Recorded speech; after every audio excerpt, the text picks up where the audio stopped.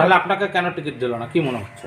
এখন এই আমাদের 2-4টা নেতা নিজেকে এমপি হওয়ার জন্য ওরা অনেক আমার বিরোধে কথা বলছে, হয়তো টিকিট পাওয়ার জন্য জনবাল্লা খারাপ। তাহলে ঠিক আছে, তোমরা ভালো আছে, জনগণের জন্য ভালো আছে। তো 8 বছর তো এমএলএ ছিল, কোথায় কি করেছে? আমি রাজ্যের নেতারা ষড়যন্ত্র করেছে। হ্যাঁ, রাজ্যে এখন শুভেন্দু অধিকারী আইসে এখানে জিতায় দেবে। চলতে আপনার এই কথার জন্য যদি পার্টি থেকে আপনাকে শোকজ করে?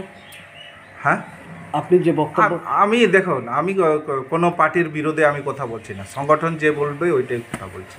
আমি সংগঠনের বিরোধে কোনো কথা বলছি না।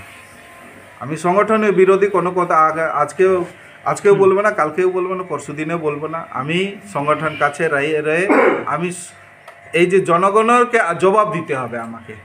জনগণকে কি বলবো এখন? আর জনগণের যে বলবে ওইটাই বলবো আমি। না, আমার তো আদিবাসী সংগঠন 2005 থেকে যখন শুরু করেছি, আদিবাসী সংগঠন এখনও আছে, কালকে থাকবে, চিরদিন আমি আছি, থাকবে। আদিবাসী যতদিন থাকবে আছি। ট্রেড ইউনিয়ন আমার আছে, আমি থাকবো। দায়িত্ব আমি দেখো, আমাকে কাউকে দেয়, আমি নিজে তৈরি করেছি। সংগঠন আমার আজ থেকে তৈরি করে না। একটা এমএলএ এইখানে যখন কেউ বিজেপি ছিল না, টিএমসি ছিল না, তো সে সময় আমি 208টা পঞ্চায়েত মেম্বার আমার লিডারশিপে জিতেছি। তখন একটা পঞ্চায়েতে কেউ জিততে পারতো না। এইখানে বিজেপি একটা ঝান্ডা লাগাইতে পারে না। আর জনবাল্লা 2014 থেকে আসার পরে সব বাগানে বাগানে ঝান্ডা লাগছে। আজকে সব বুথে বসছে। এখানে বুথ বসতে দিত না। এই জনবাল্লার নেতৃত্বে সব বাগানে বাগানে বুথে বসছে। বিমল গুরুংয়ের সাথে কথা হয়েছে? হ্যাঁ, নিশ্চয়ই কথা হয়েছে। ওনার সংগঠন এখানে ডুয়াস্তারাতে আছে। তাহলে আপনার এর পরের পরিকল্পনা কি রয়েছে? এখন জনগণ যেটা আমাদের সবথেকে বড় সংখ্যা আদিবাসী সংগঠন আছে। এত বড় সংগঠন এত দীর্ঘদিন থেকে লড়াই করে আছে। আমার নেতৃত্বে অনেক কিছু দিয়ে পারেছি। আর আপনার কি বলে ট্রেড ইউনিয়ন নিয়ে আমি অনেক আন্দোলন করেছি। 10 দিন রাত হাঁটেছি। আর আদিবাসী আন্দোলন, ট্রেড ইউনিয়ন, চা বাগানের আন্দোলন করেছি। আগামী দিনে এটা থাকবে। আমার তো সংগঠন আছে, আমার তো আন্দোলন বসবে না। আগামী দিনে ভাবে দাঁড়ানোর চিন্তা ভাবনা রেখেছেন? এখন এখন আমার ওইভাবে চিন্তা ভাবনা নাই। আমার সংগঠন যেটা বলবে, আমার সংগঠন এরকম কোনো চিন্তা ভাবনা নাই। আমি দলকে ভালোবাসি। এতদিন মানুষের আশীর্বাদ পেয়ে আমি এমপি মন্ত্রী হয়েছি। মানুষের যতটুকু পেরেছি কাজ করেছি। আর জনগণও এখন আমাকে ট্রেড ইউনিয়ন, বাগানের, বস্তি, বাজার সবাই আমাকে আশীর্বাদ দিয়েছে। আর ওনার মধ্যে আমি কাজ করেছি। এখন জনগণও কি বলবে ওদের উপরে আমার এখন শুনতে আসছি আমি। আজকে আপনি দিল্লি থেকে ফিরছেন, আজকে লোক আসছে আপনার ঘরে এসে বৈঠক হচ্ছে, আর তারা কি বলছে আপনাকে? এখন দেখি, এখন শুনবো ওদের মুখ থেকে, শুনবো কি বলতে চাচ্ছে।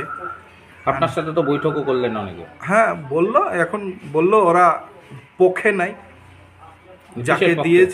যাকে দিয়েছে সেটা ওরা পক্ষে নাই। যাকে টিকিট দেওয়া হয়েছে তার পক্ষে নেই, ওর পক্ষে নাই। যে তো বাগানের কোনোদিন একটা বাগানও ভিজিট করে নাই, সংগঠনের জন্য কোনো দিন কাজ করে নাই। এত বাগানগুলো বন্ধ আছে। একটা এমপিকে, একটা মিনিস্টারকে বদনাম করার, নিজের সিটের জন্যে আমাকে বদনাম করার জন্য অনেক কিছু কথা বলেছে। হ্যাঁ, উনি বলেছেন স্টেটে, দিল্লিতে বলেছে, মেসেজটা দিয়েছে। এখন মানুষ এইখানে জনগণও, চা বাগান শ্রমিক এইখানে জনগণও ওনারা চাচ্ছেন হয়তো, তাই জন্য আমাকে ডেকেছে।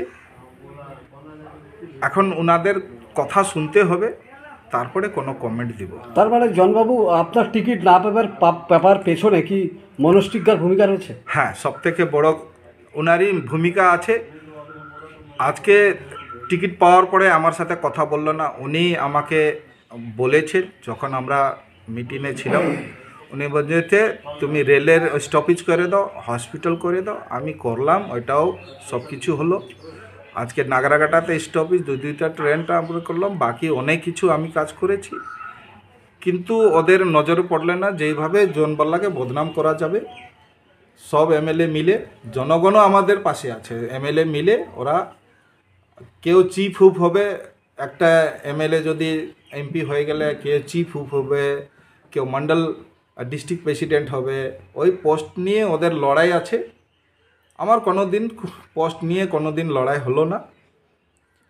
আমি এমনি আমার নাম এমনি এখন থেকে না 2005 থেকে আদিবাসী সংগঠন নিয়ে চলেছি, ট্রেড ইউনিয়ন নিয়ে চলেছি, ট্রেড ইউনিয়ন নিয়ে কাজ করেছি। আগামী দিনে আমি ট্রেড ইউনিয়নে কাজ করব।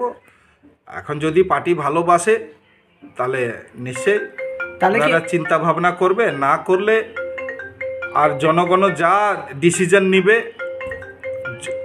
আমার মত দেখো, জনগণ যা দিবে ডিসিশন, ওনার মত যাটা পড়বে আমার। তাহলে খুব তাহলে simply যদি বলি, ষড়যন্ত্র- আপনি কি দল ছাড়তে চলেছেন?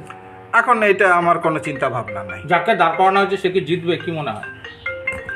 আর এখন জনগণ, এখন ওরা ভোট দেওয়া তো বাগানের চা বাগানের শ্রমিকরা, ওরাই ভোট করাবে, ট্রেড ইউনিয়ন লিডাররাই ভোট করাবে। এখন ওরা চাইলে জিতবে আর ওরা না চাইলে না জিতবে। তাহলে কি এক কথা বলা চলে যে ষড়যন্ত্রের শিকার জনতা? হ্যাঁ, এটা ওরা ষড়যন্ত্র সব এমএলএ মিলে, ওদেরকে বললাম এমএলএ তোমরা আমার আশীর্বাদে মনোজ তিগা জিতেছে বিধানসভা 2016-তে, আমি আর বিমল গুরুং আমরা সব এলাকা মধ্যে সাপোর্ট করেছি, নাগরাঘাটাতে সাপোর্ট করেছি, কুমারগ্রামে সাপোর্ট করেছি, গোর্খা আদিবাসী আমরা মিলে বাগানে বাগানে সাপোর্ট করেছি, চা বাগানে সমুদ্রের সাথে আমার আশীর্বাদ দিয়ে পুনঃ জিতেছে। এরা যদি বলবে তাহলে 2024-এ নিজে পায়েতে দাঁড়ায় জিতো। আমি ওদেরকে বলেছি, ফোন করে বলেছি তোমরা 2026-এ আছে, তোমরা নিজে পায়েতে দাঁড়ায় জিতো। আমার তো আশীর্বাদ লাগবে না। আজকে টিকিট পেয়েছো, এমপি টিকিট পেয়েছো, আজ অবধি ফোন করো নাই, আশীর্বাদ নেওয়ার জন্য আসো নাই, আমাকে কোনোদিন ফোনও করো নাই, দাদা আমাকে টিকিট দিল্লি দিচ্ছে, এইটাও নিয়ে আপনারা কথা বললেন না। হ্যাঁ দাদা আমাকে টিকিট দিচ্ছে, আমি কি করব, নিলে ভালো হবে না, না নিলে হবে, আপনার আশীর্বাদ লাগবে, টিকিট দিচ্ছে। তখন আমি নিশ্চয়ই চিন্তা ভাবনা করতো, জনগণের সাথে জিজ্ঞাসা করবো ট্রেড ইউনিয়ন কী বলছে, মানুষ কোন পক্ষে আছে, মানুষের বিচার শুনতে হতো, মানুষের সাথে বিচার নিতে হতো। সব কনভেনার এইখানে যারা যারা আছে সবার সাথে জিজ্ঞাসা করতো। এখন নিজেই বলবে না, আমি আমার আমাকে বদনাম করে নিজেকে যদি ভালো পাবো তাহলে নিজে পায়েতে দাঁড়ায়